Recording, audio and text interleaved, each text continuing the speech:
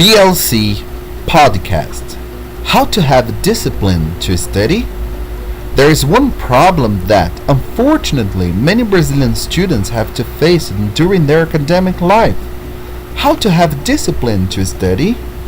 In the first place, we need to understand that we humans are habit animals. So everything in our lives, either we have the habit of doing or we do not have it.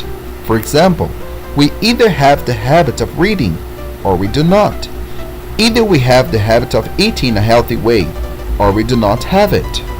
Therefore, being aware of this is critical so that we can create the discipline to study. Think of it this way. When we decide to study something and get excited, what usually happens?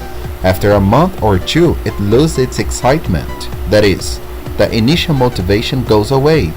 But why does this happen? What do our ancestors have to do with it? There is an explanation from the point of view of our evolution towards this question.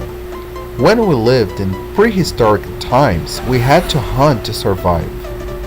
So this was a very labor-intensive activity and required us to save energy to do it. In this way, we naturally tend to save energy when we decide to do something. Now that we have understood this factor, what can we do to develop the habit of study discipline?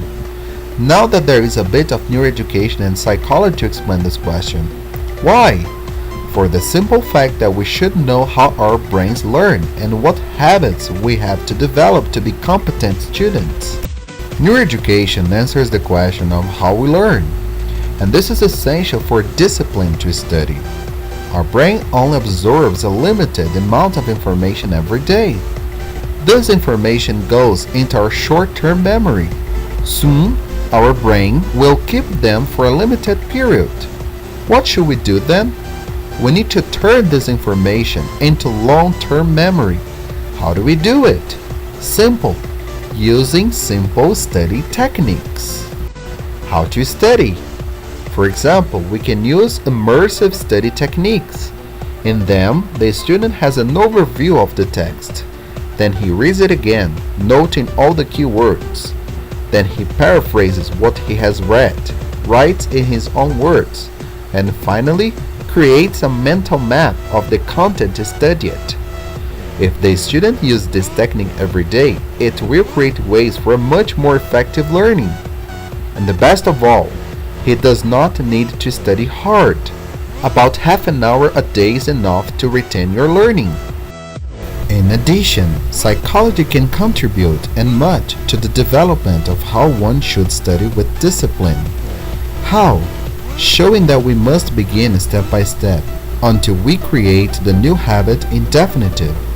So, if you want to start reading, it's no use wanting to read a book at one time. We start with a page, and if it pleases us, we continue. Otherwise, we change books. Simple. If we want to be healthier, it's no use starting with various physical activities. We must go slowly until once again it becomes a habit.